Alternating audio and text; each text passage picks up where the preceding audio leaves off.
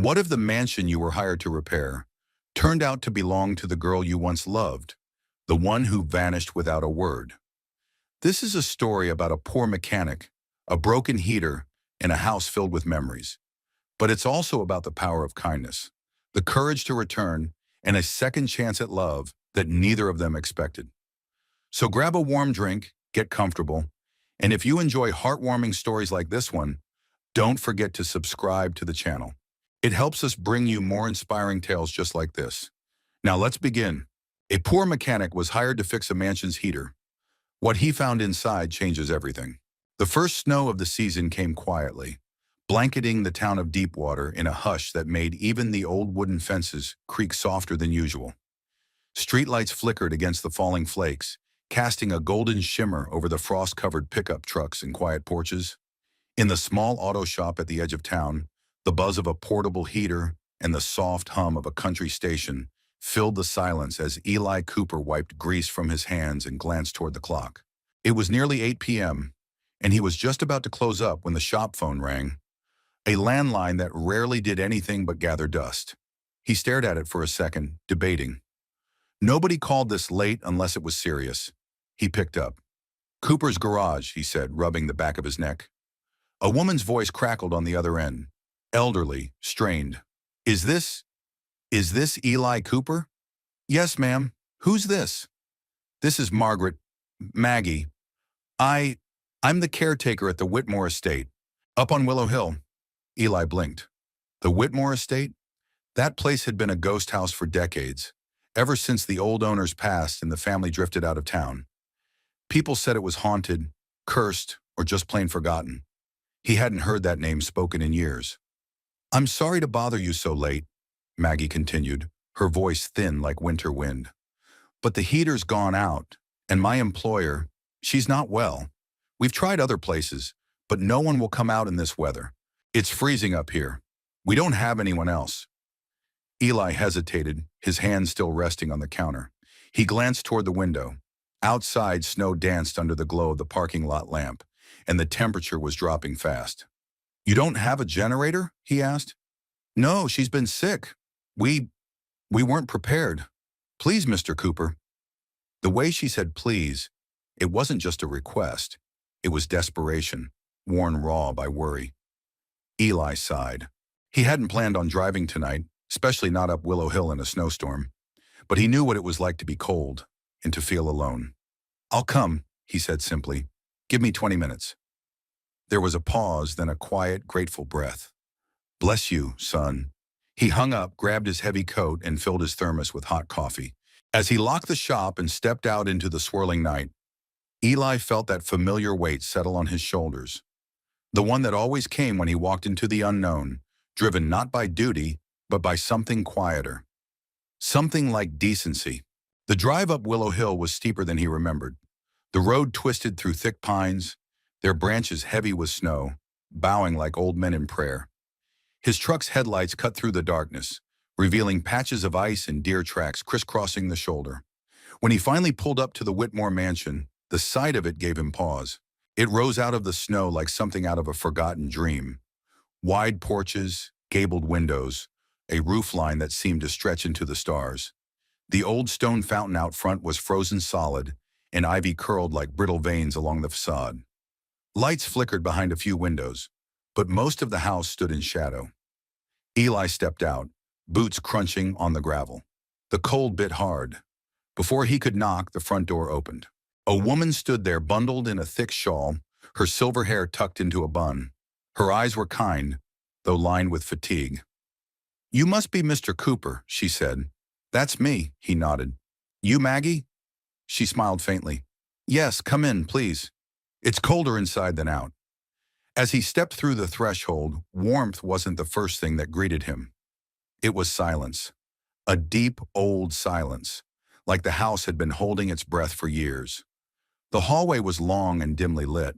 Portraits lined the walls, their subjects staring out through time with solemn eyes. The air carried the faint scent of lavender and dust.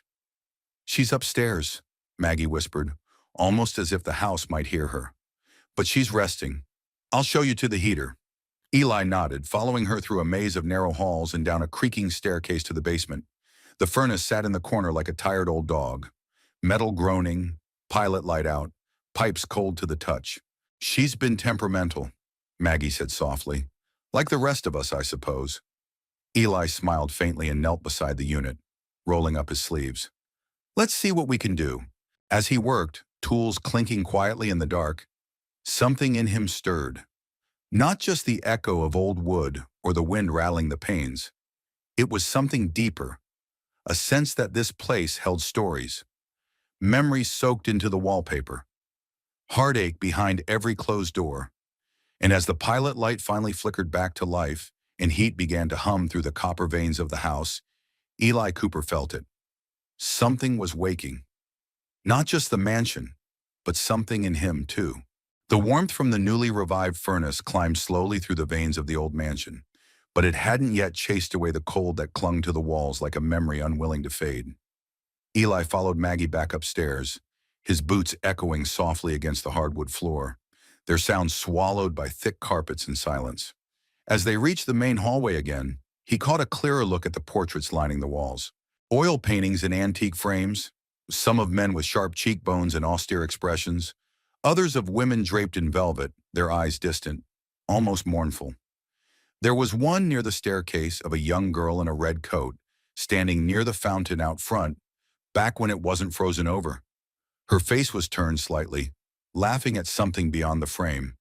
There was something familiar about the shape of her smile, the way her hair curled over her shoulders. Maggie noticed him staring. "That's Caroline," she said quietly. "The youngest Whitmore. That was painted the year before they left town." Eli's brow furrowed. Caroline Whitmore. He hadn't heard that name spoken aloud in 2 decades, but it stirred something in his chest. A faint, unshaped ache, like hearing the first few notes of a forgotten song. "She lived here?" he asked carefully. Maggie nodded, folding her hands in front of her apron. "She was raised here, spent every summer in that fountain as a girl. Then life happened. You know how it goes." He didn't press. Something in Maggie's tone warned him that the past, like the house itself, had long hallways and doors better left closed. "I made up a guest room," she said after a pause. "Upstairs, second on the right. You'll find clean towels and an extra blanket. The roads won't be safe tonight." Eli started to protest, but Maggie lifted a hand. "That wasn't a suggestion, Mr. Cooper. I've lived in Maine long enough to know when not to argue with snow." He chuckled under his breath. "Yes, ma'am." As he climbed the creaking staircase, he became aware of how heavy the silence was again. The heater had stirred the house back to life, but something else lingered. Not ghostly, but weighty, as if the house had been waiting for someone to return and wasn't sure if this man in a grease-stained coat was the one. The guest room was small but comfortable. A 4-poster bed, a dresser covered in lace, and a lamp with a pink glass shade that gave off a soft, honey-colored glow. He set his thermos on the nightstand and stood at the window for a moment, watching the snow blanket the front drive. And then, just barely, he saw a figure move behind a curtain across the hallway. It was only a glimpse. A woman's silhouette, tall, slender, hair pulled back. She didn't look out the window. She simply stood there, still as breath. Eli felt his chest tighten. Something about her presence stirred an old memory, the kind that floats just beneath the surface of waking thought. But before he could think longer on it, the curtain fell back into place, and she was gone. He woke the next morning to the sound of footsteps and the smell of coffee. Padding down to the kitchen, he found Maggie at the stove, flipping pancakes with the kind of confidence that only came from decades of repetition. The kitchen itself felt more alive than the rest of the house. Warm yellow walls, copper pots hanging from hooks, and mismatched teacups along the windowsill like old friends. "Sleep all right?" Maggie asked, pouring him a mug. "Like a rock," he replied, sitting down. "Haven't stayed in a house that quiet in years." She chuckled. "The walls here have learned to keep secrets." He sipped the coffee. It was stronger than he liked, but comfortingly bitter. "Your employer," he asked after a beat, "is she doing all right?" Maggie's smile faltered, just for a second. "She has her days. She's not ill exactly. Just worn thin. Life hasn't been easy. She prefers her privacy. Eli didn't push. He'd known people like that. People who'd been through enough to earn the right to silence. Just then, a voice, soft and clear, drifted from the dining room. "Maggie, could I have a cup of tea?" Maggie turned, her voice warm. "Of course, dear. I'll bring it right in." Eli didn't mean to look, but his eyes were drawn to the doorway as the woman appeared. She wore a long cream sweater, her dark hair loosely tied back, and there was something graceful in the way she moved, like she had once danced but hadn't in a very long time. Her eyes met his briefly. It was like cold water down the spine. She blinked, just once, composed, then nodded slightly. "Mr. Cooper," she said politely. "Ma'am," he returned, standing out of instinct. "This is Carly," Maggie said, her voice carefully even. "She's been staying here for the winter." Carly. He let the name settle in his mind. It didn't feel quite real. The voice, the face. She was older now, of course, but there was no mistaking it. It was her, Caroline Whitmore, and she didn't recognize him. The snow had stopped by the time Eli finished his coffee, but a gray hush still lingered outside the windows. He stood for a while by the back door of the kitchen, watching snowdrifts sparkle under the muted sky. Everything felt still, like the world itself was holding a breath. Inside, the Whitmore mansion began to wake. Pipes creaked, floorboards groaned, and faint footsteps moved above his head. Yet the quiet never fully left. It felt like part of the house's soul. Even warmth, now slowly seeping through the radiators, couldn't quite thaw the feeling of frozen memory clinging to the walls. Eli couldn't stop thinking about her. Carly, she said, but he knew better. Caroline Whitmore. His first love, though he'd never called it that. They'd been kids, really, just two souls who met in a single golden summer. He was 15. She was 13 and bold in a way that made him shy. And then she vanished. No goodbyes, no letter, just gone. He never told anyone how that had haunted him. Later that morning, Maggie gave him a tour of the furnace system, showing him the secondary ductwork that needed checking before he could go. They walked through narrow halls with crooked crown moldings and stairs that sloped slightly left, as if the house had aged with a limp. In one hall, Eli paused beside a tall window. It overlooked the old garden out back, now buried beneath snow. A broken swing hung from a tree branch, swaying faintly in the breeze. "I remember that tree," he murmured. Maggie glanced over. "You've been here before?" He nodded, eyes distant. "A long time ago, I used to fix bikes for the kids in town. Caroline, she had a red one. She crashed it right into my dad's truck bumper one summer and cried like the world ended. I spent 3 days putting it back together." Maggie's expression softened, but she said nothing. "She gave me a tin of lemon cookies afterward," he added with a half smile. "Said they were from her cook, but I saw the flour on her nose." Maggie chuckled gently. She was always more heart than plan. They passed a set of French doors, one slightly ajar. Eli caught a glimpse of a sitting room, dusty bookshelves, velvet drapes, and a baby grand piano beneath a sheet. The scent of aged paper and lavender drifted through the crack. "Has she always stayed here?" he asked without looking. "No," Maggie replied. "She moved back a year ago, after her brother passed." Eli looked at her, surprised. "I didn't know she had a brother." "Thomas. He was older, troubled in ways no one could help. Carolyn came back to settle the estate, but once she arrived, she couldn't leave." Eli nodded slowly, the weight of her words sinking in. Grief had a way of settling into a place like mildew, quiet, slow, and hard to scrub out. In the afternoon, Maggie asked if he could take a look at the thermostat in the upstairs corridor. It had stopped responding. He agreed, toolbox in hand, and made his way toward the west wing. The hallway was brighter here, wide windows letting in soft winter light. Dust danced in the air, and the wood beneath his boots creaked with every step. As he reached the end, a door opened behind him. Carly, stepped out, holding a book against her chest. "Mr. Cooper," she said, her voice measured. "I didn't expect to see you still here." "Thermostat issue," he replied, turning to face her. "Seems this old house still has a few secrets left." She offered a ghost of a smile. "Don't we all?" There was a pause. He wanted to say it, to ask, "Do you remember me?" But he didn't.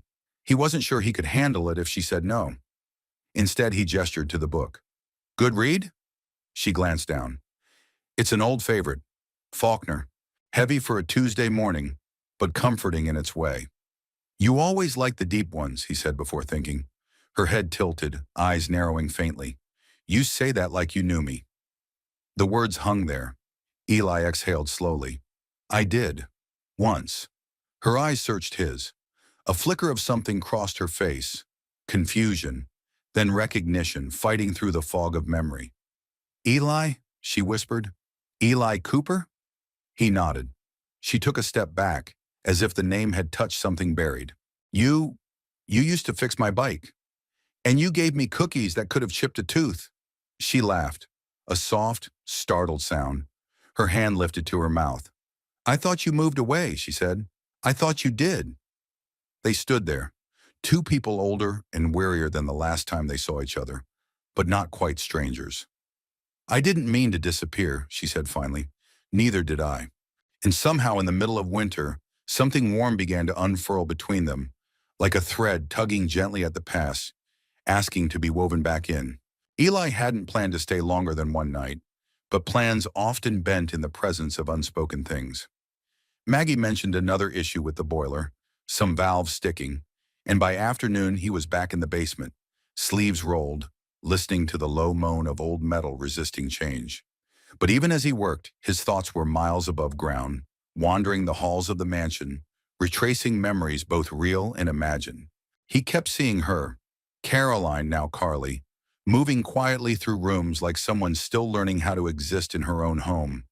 It unsettled him more than he liked to admit, how someone could change so much and yet remain familiar in ways that mattered. He emerged from the basement with streaks of dust on his arms and a faint ache in his back. As he stepped into the hallway, the sharp scent of bergamot and tea caught him by surprise. She was there again, sitting at the small table near the window overlooking the garden. This time she had her back to him, the afternoon light sketching soft gold into her dark hair. Without thinking, he said her name aloud. Caroline. She turned slightly, brows lifting. I go by Carly now, she said. He hesitated, feeling the chill in that subtle correction. Sorry, he said. Old habits. She offered a half smile, then gestured to the second chair. Join me. Eli glanced toward the staircase, then shrugged and sat down across from her. The tea set was delicate china, mismatched cups, likely collected over time rather than inherited. You always hated tea, he said lightly. I still do, she replied, a spark of amusement flashing through her voice. But it makes me feel calmer. Like pretending to be civilized is the first step toward becoming it. He chuckled. You were always more fire than porcelain. Caroline didn't reply right away. Her fingers traced the rim of the teacup. Why didn't you say something sooner? She asked softly. That you remembered me. He took a breath. I wasn't sure if you wanted me to. She nodded slowly, as if that answer both pained and comforted her. I wasn't expecting you, she said after a pause. When Maggie called for help, I didn't think it would be you. I didn't even know you were still in town. Never left, Eli said. Had reasons to stay, and none strong enough to leave. Her gaze lingered on him. You could have become anything. You were always smart, determined. He gave a small shrug. Life had other ideas. She didn't press. There was a tenderness in her restraint, a recognition of things not spoken. The conversation turned lighter after that. She asked about his garage, and he told her about fixing snowmobiles for half the county, how old Mr. Price still insisted on paying him in blueberry jam. She laughed then, and it was the same laugh he remembered from the summer they met. Clear, sudden, a little too loud for someone trying to act proper.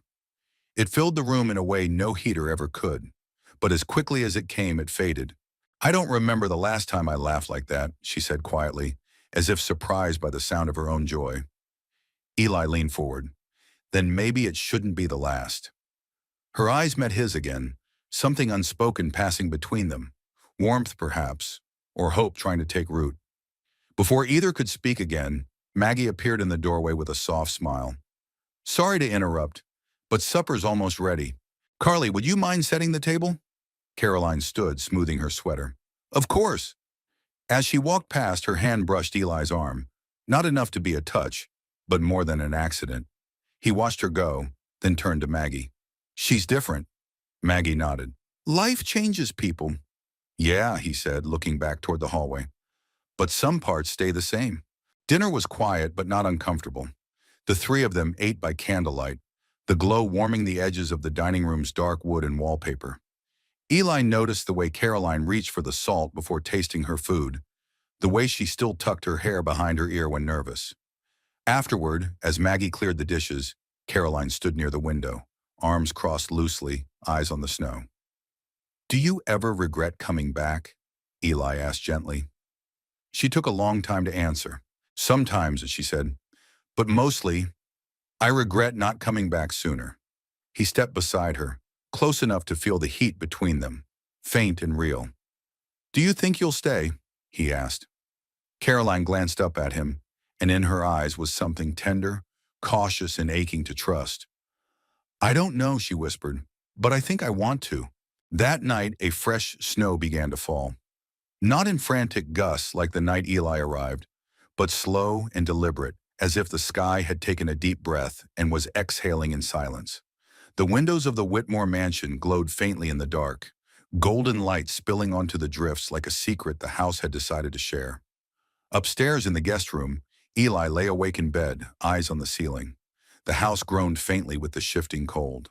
Somewhere in the distance, he thought he heard the muffled thump of a log being placed into a fire.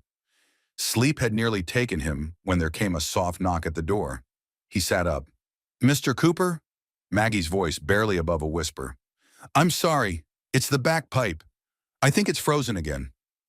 Eli swung his legs over the edge of the bed and pulled on his jeans. "Give me a minute." In the kitchen, Maggie stood in her robe, wrapped in a heavy shawl. She looked smaller in the dim light, older. "It's the line that feeds the sunroom," she said. "It's always been temperamental. I've tried to keep the door closed in there, but I guess the wind got in." "I'll check it out," he said gently. "Don't worry." He found his way through the house in near darkness, flashlight in hand, boots muffled by thick rugs. When he opened the door to the sunroom, cold surged over him like a wave. The room was framed in glass on three sides, and frost had crawled over every surface, delicate spider webs of ice blooming across window panes and floor tiles. He crouched beside the wall, feeling the baseboard heater. No warmth. He moved to the valve in the corner, knelt and began his quiet work, hands steady even as his breath fogged before him. He didn't hear her until she was just behind him.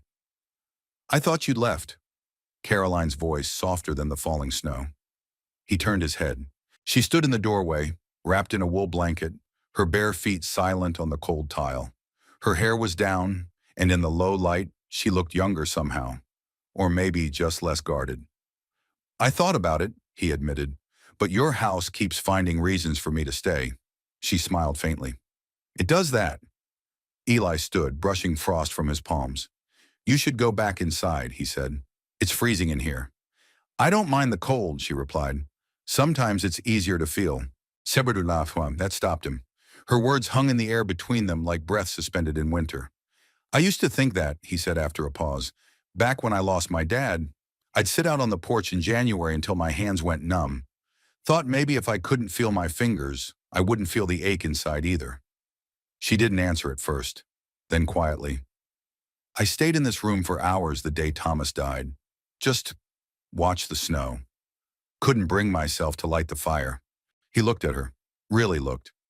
"You don't have to carry all of it, you know." Her eyes shimmered, but she blinked quickly.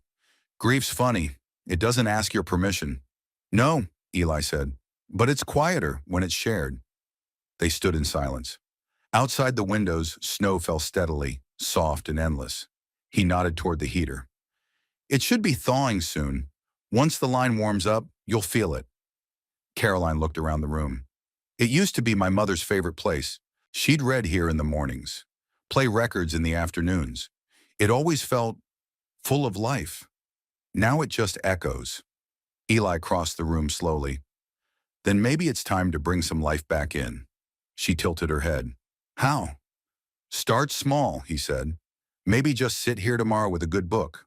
Open the windows when the sun's out. Make tea, even if you hate it." She smiled despite herself. Then impulsively, she stepped closer. Not too close, just enough. "Why are you really here, Eli?" she asked. He hesitated, not because he didn't know, but because the truth suddenly felt fragile. "Because Maggie asked," he said first. Then after a pause, "And because you're here. And I think, part of me never stopped wondering who you became." Her breath caught. "You shouldn't say things like that." "Why not?" "Because I'll believe them." He looked at her for a long moment. "Then let me say something else," he said. "I don't think we were done back then. Life interrupted us, but maybe it didn't end us." She swallowed. "You really believe that?" "I want to." Her hand brushed his arm. It was barely a touch, but it was enough.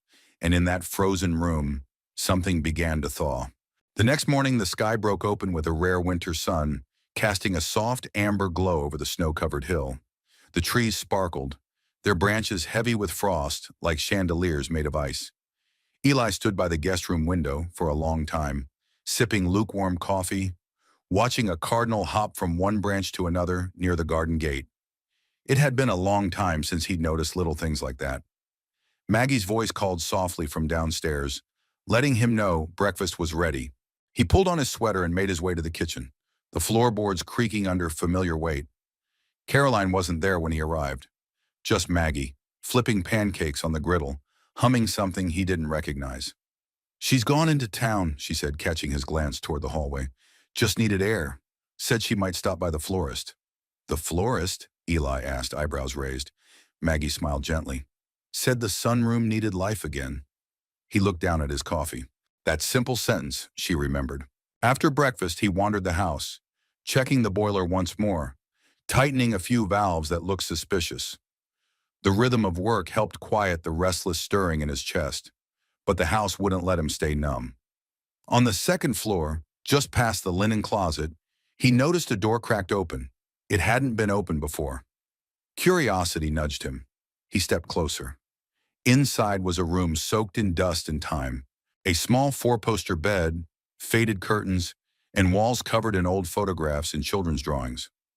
One corner was stacked with forgotten books, another with half-packed boxes. Eli's breath caught when he saw it. A red wool coat hanging on the back of the door. He stepped closer, reaching out to touch it.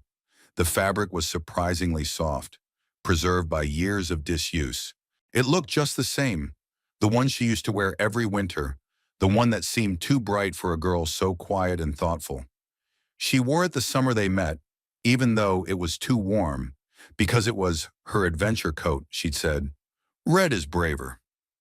Eli stood in that doorway, the years collapsing around him like dust stirred by a breeze. He remembered the day she crashed her bike, how she cried, not because of the scraped knee, but because the chain had snapped and she thought it couldn't be fixed. How he'd spent hours beside the old gas station, oil on his hands just to make it right again. And how, when he gave it back to her, she didn't smile right away. She just hugged him.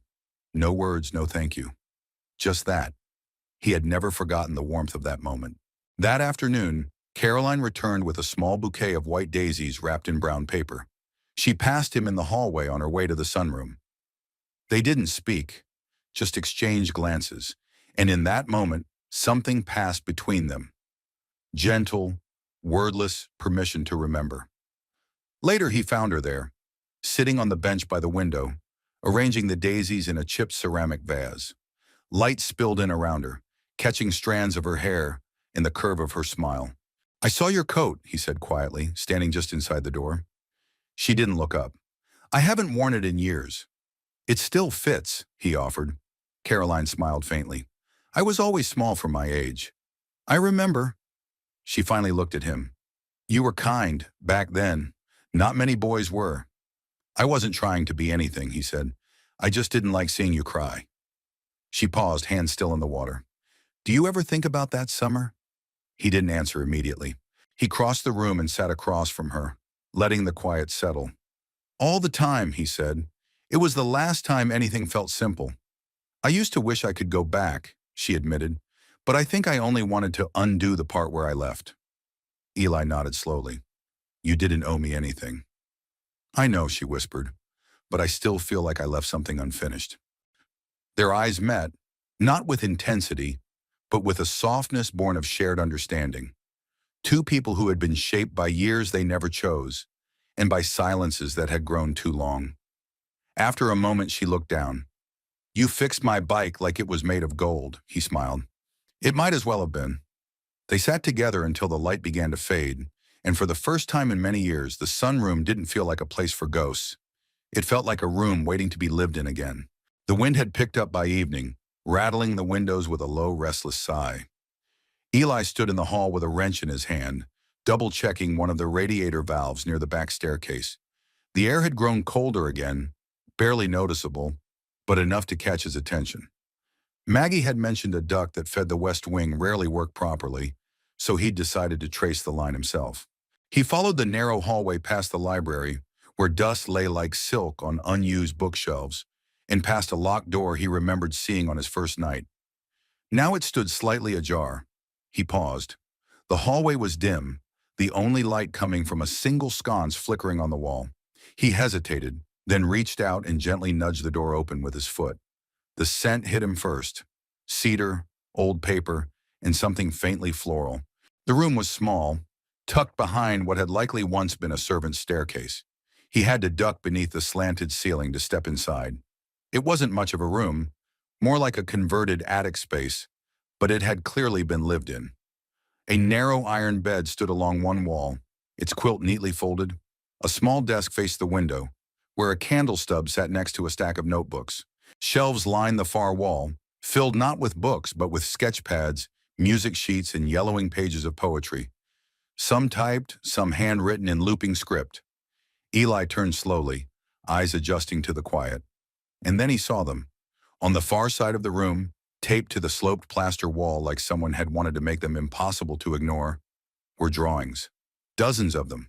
Charcoal, pencil, watercolor. All signed the same way in the corner: C.W. There were portraits, some abstract, some startlingly real, but one face kept appearing again and again.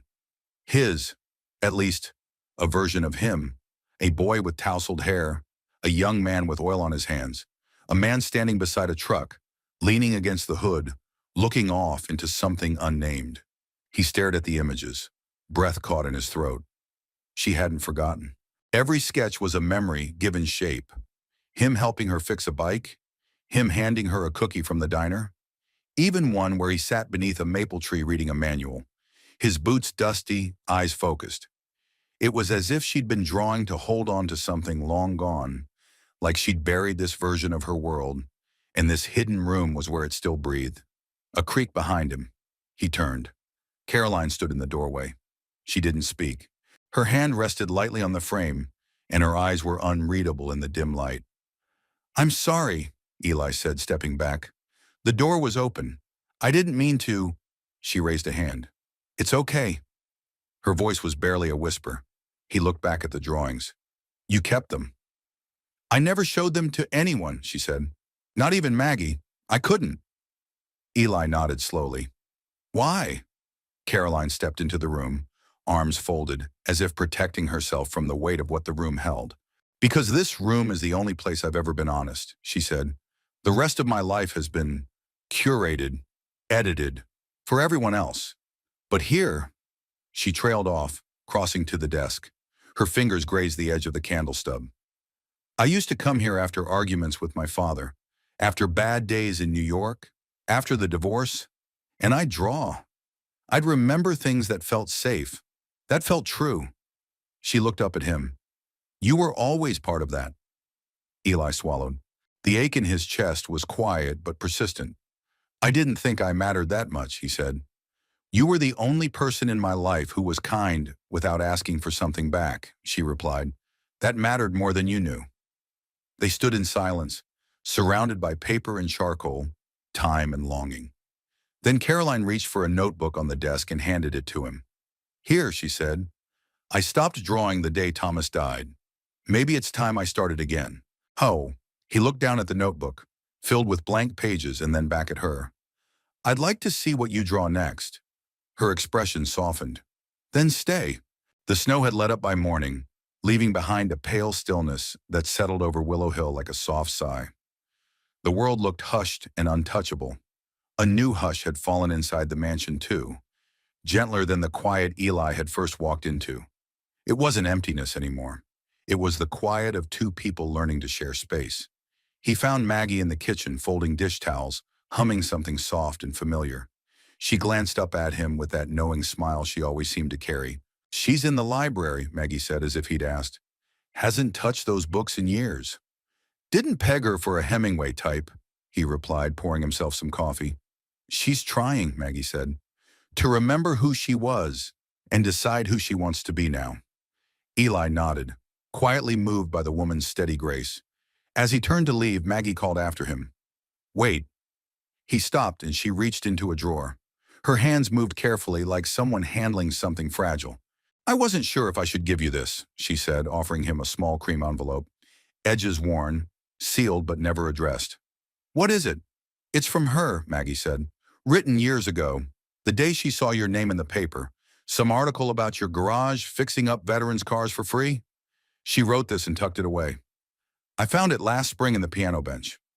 Eli took the letter slowly, the weight of it pressing against his palm as if the ink itself carried memory. "I think you should read it," Maggie said.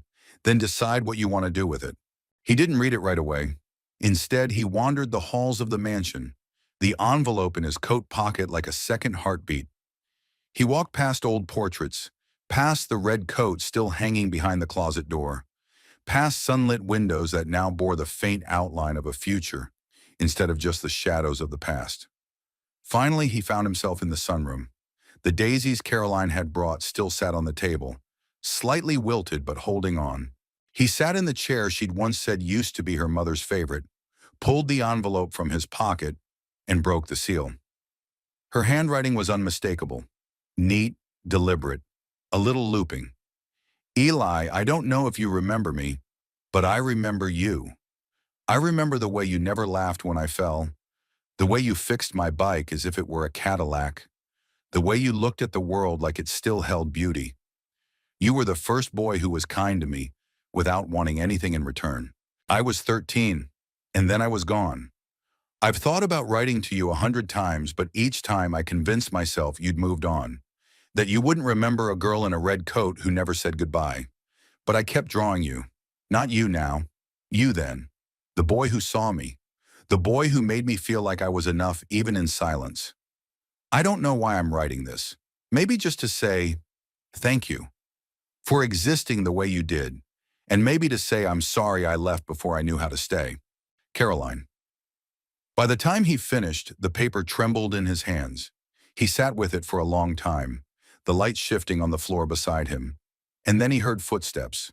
He looked up. Caroline stood at the doorway, watching him, uncertain. "I shouldn't have read it without asking," he said, holding up the letter. "Maggie gave it to me." She nodded. "I figured she might. I told her not to, but I think she stopped listening to me years ago." He smiled faintly. "You wrote this a long time ago." "I did. Did you mean it?" She hesitated, then stepped into the room. "I meant every word," she said. "I just didn't know if I'd ever be brave enough to send it." Eli rose slowly from the chair. "You were right. I did remember the girl in the red coat. I just never thought she'd remember me." "I never stopped," she whispered. He crossed the room in 3 quiet steps, until they stood barely inches apart. "I never stopped wondering who you became," he said. "And now that you know, I think I'd like to find out more." She reached for his hand, fingers tentative, like she wasn't sure she still had the right. But Eli didn't hesitate. He closed the space between them, not with words, but with the simplest truth, a touch that said, "I'm still here." And for the first time in years, Caroline let herself believe she could be here too. The wind howled across Willow Hill that night, chasing the temperature down into the single digits. Snow whirled across the windows in sideways sheets, and the trees outside bent low like they remembered storms from years before. The world had turned white and silent again. But inside the mansion, something had changed. Caroline sat alone in the library, an old quilt wrapped around her shoulders. A fire flickered in the hearth, and the light played across her face, softening the hard lines she hadn't realized had formed over the years. Her fingers brushed the edges of the sketchbook lying open in her lap. She had drawn again. Just one page. A man's face, older, tired, but kind. A pair of hands resting gently on a piece of machinery, a gaze that seemed to see through time and weather and memory. She had titled it simply, Still Here. Eli hadn't planned to leave. He'd driven down the hill that afternoon, partly out of obligation. He had appointments in town and customers waiting on repairs, but mostly because he needed space. The letter had shaken something loose in him, and he wasn't sure yet if what he felt was joy or fear.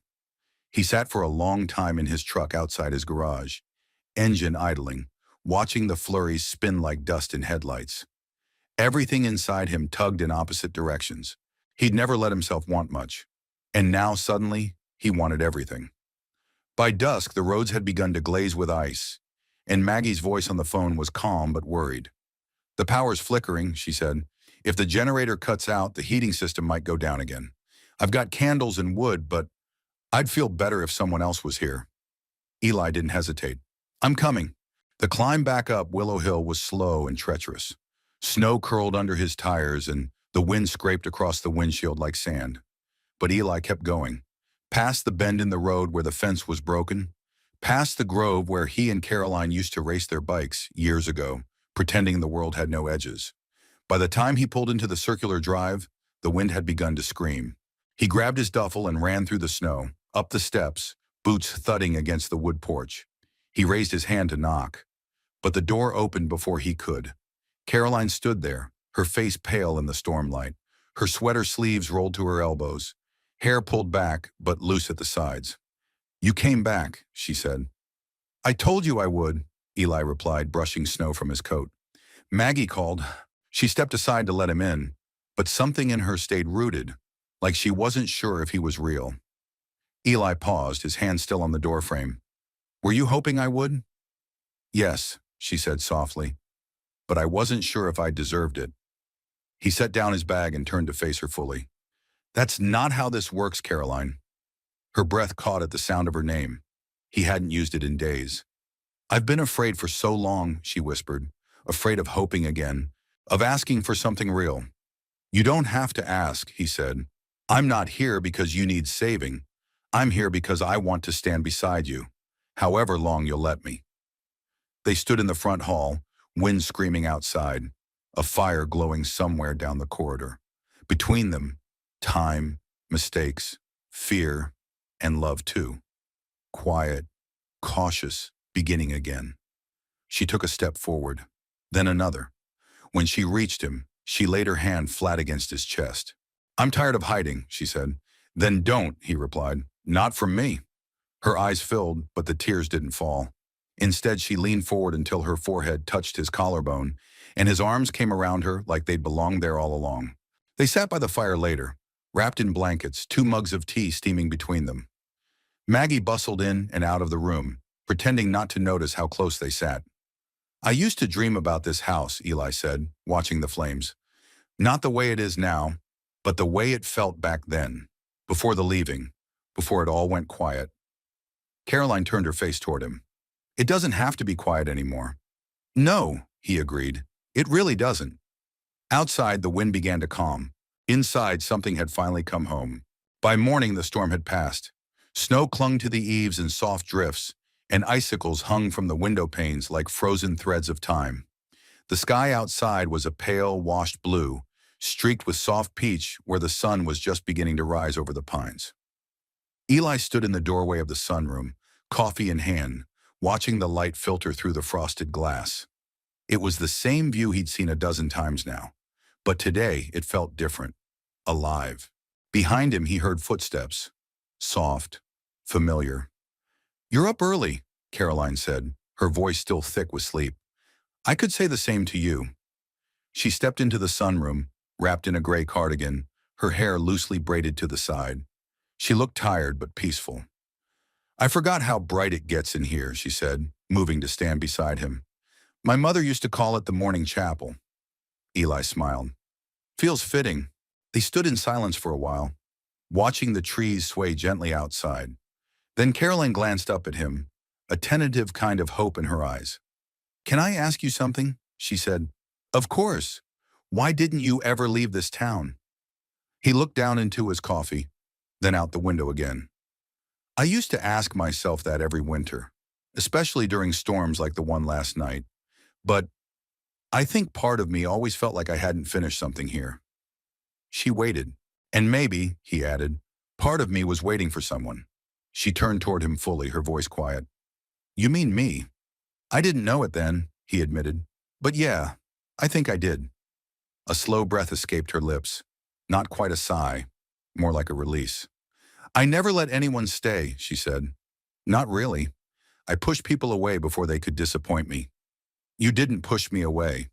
I tried, she said, a soft, self-conscious smile on her lips. You just kept fixing things instead. Eli chuckled. Force of habit. She touched his arm. Why do you do that? Fix things? He looked at her serious now. Because sometimes that's all I can do. Because when I couldn't fix my dad's illness or my mother's grief, fixing engines was the only thing that made sense. The only thing I could make work. Caroline's eyes softened. You fixed more than engines. They drifted back to the couch in the parlor, where the fire from last night still smoldered. As they sat, Caroline reached under a stack of sheet music on the end table and pulled out a faded Polaroid. It was them, teenagers. Eli in a hand-me-down flannel, Caroline in her red coat. They stood beside a bike, both of them laughing, mid-movement, a moment frozen in the haze of summer light. I found it last night, she said, tucked in the back of one of my old journals. Eli stared at it for a long time. I don't remember anyone taking this. My brother did, she said. He was mad that day, said I cared more about you than about being a Whitmore. I guess he wasn't wrong. He handed the photo back, but her fingers closed gently over his. I don't want to be a Whitmore anymore, she whispered, not in the way it meant back then. What do you want to be? Caroline looked at him, and for the first time her answer came without hesitation. Loved, she said. It wasn't a plea. It wasn't a hope. It was a quiet, grounded truth. Eli's hand tightened around hers. You already are, he said. They spent the rest of the morning rearranging the sunroom, dusting off cushions and opening windows just enough to let in the smell of pine and melting snow. Caroline played a few notes on the old upright piano, rusty and sweet. Eli found a box of old records, and they laughed their way through the crackle of forgotten melodies. It wasn't perfect, but it was real, and it was theirs. Spring didn't arrive all at once on Willow Hill. It tiptoed, first with the steady drip of melting snow from the roof, then with the tender green of buds pushing through frost-covered soil by the porch. The lake down the road had begun to loosen its grip on the ice, rippling softly beneath the first shy rays of warmth. Inside the mansion, change was subtler, but no less real. Gone were the silent hallways. Music, soft and sometimes off-key, drifted from the sunroom most mornings. Maggie kept the windows cracked just enough to let the scent of thawing pine waft through. In the evenings, the kitchen glowed golden again, filled with the sound of dishes clinking and laughter slipping between old walls. Eli had stayed. What started as fixing pipes had turned into something quieter, mending things that couldn't be touched by a wrench or wire.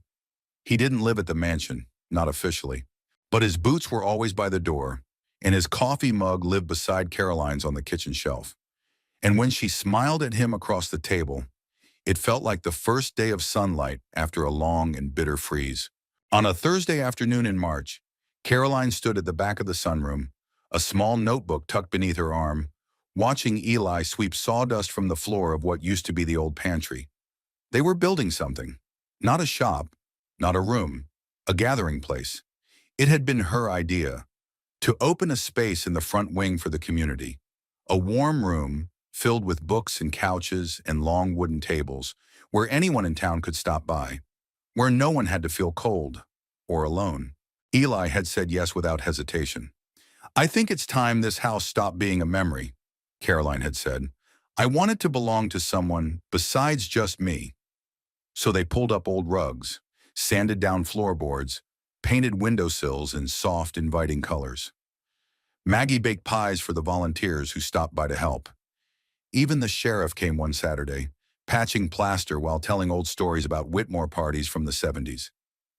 It wasn't grand, but it was good. And slowly the townspeople who had once avoided the mansion on the hill started returning, first out of curiosity, then because it felt like home. That evening, Eli found Caroline in the dining room, carefully arranging candles along the table. "Expecting company?" he asked, setting down a box of light bulbs. She smiled. "Just us and Maggie. I thought maybe we could do a soft opening tonight. Nothing big, just, warmth." He watched her for a moment, the way she moved with calm purpose. There was a softness in her he hadn't seen before. Not fragility, but peace. The kind that comes after choosing to stay. He stepped closer, reached out, and gently tucked a strand of hair behind her ear. "You know," he said, "you've made this house into something no one expected." She looked up at him. "I couldn't have done it alone."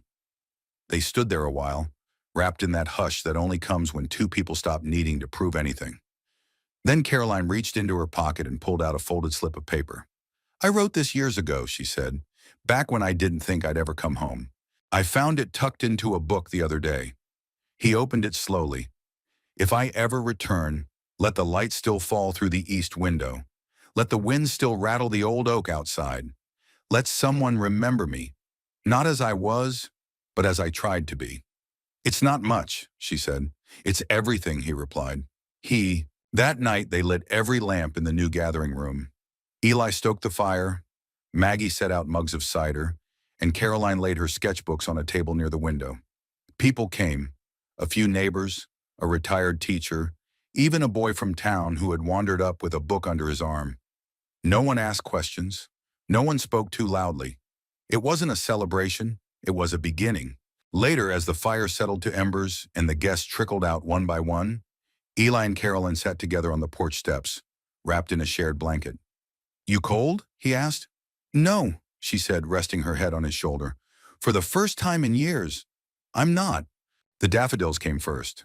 Tiny bursts of yellow, bold and unapologetic, pushing through thawed soil by the porch steps as if the house itself had grown a heartbeat again.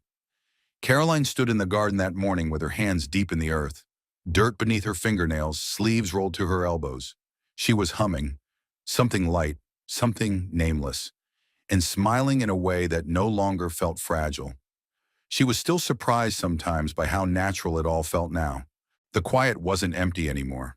It was peaceful. Inside the house, Eli was fixing a hinge on the French doors that led to the east wing. The same doors that had once creaked so loudly you'd think they were warning intruders.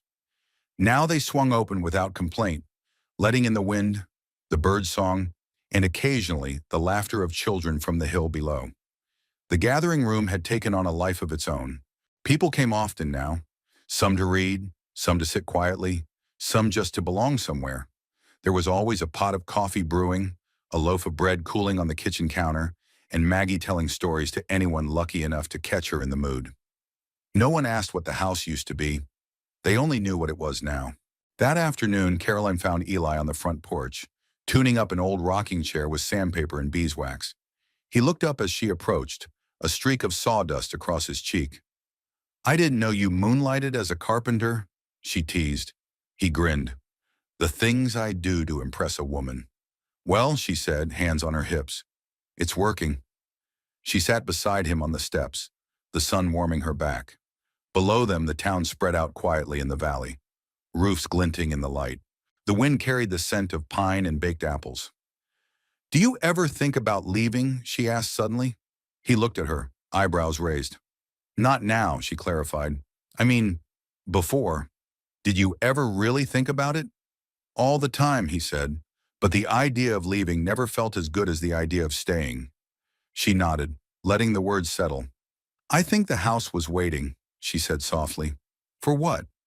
"For someone who wouldn't try to escape it." Eli tilted his head. "I thought we were the ones choosing to stay." Caroline smiled. "Maybe it chose us first." That evening, the porch lights flicked on as dust settled across the hillside. Inside, the fireplace crackled. Caroline sat at the piano bench, not playing, just resting her fingers against the keys, feeling the ivory cool beneath her touch. Beside her, a sheet of fresh paper waited. Not a sketch this time, but a letter. She wasn't sure to whom, maybe to herself, maybe to the house. "To the place that held me while I learned to breathe again. To the man who reminded me that kindness doesn't ask for permission. To the girl I used to be, in her red coat, waiting for the world to soften. We made it home. She folded it neatly and tucked it behind the music books, knowing someone would find it one day, maybe long after they were gone. Later, as the stars began to bloom in the sky, Eli pulled a blanket over their shoulders and tilted his head back. "You know," he said, "I always thought home was a place you built." Caroline leaned her head against him. "I think," she whispered, "it's a place you return to when you're finally ready to stop running." He didn't reply. He didn't have to. Because in that quiet, in that warmth, in the soft creak of the rocking chair, and the hush of wind through budding trees, everything had already been said. And for the first time in a long time, they didn't feel like survivors of something lost. They felt like part of something that had just begun. We'd love to know, where are you listening from? And how did this story make you feel? If it touched your heart, consider subscribing to the channel so you don't miss our next story. We share heartfelt tales like this every week, filled with love, hope, and a little bit of magic. Thank you truly for spending your time with us. Until next time, take care and stay kind.